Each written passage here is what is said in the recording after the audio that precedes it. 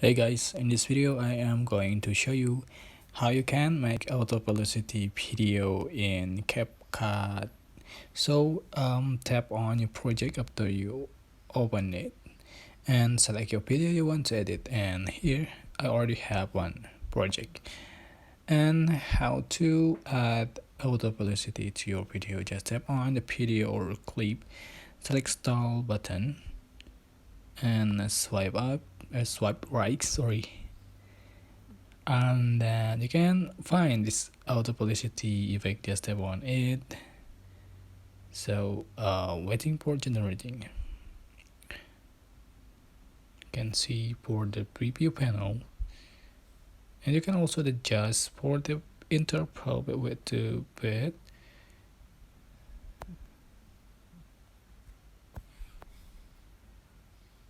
Just reset.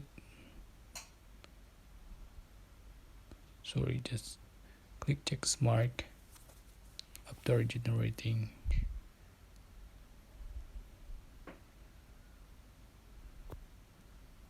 So here we go.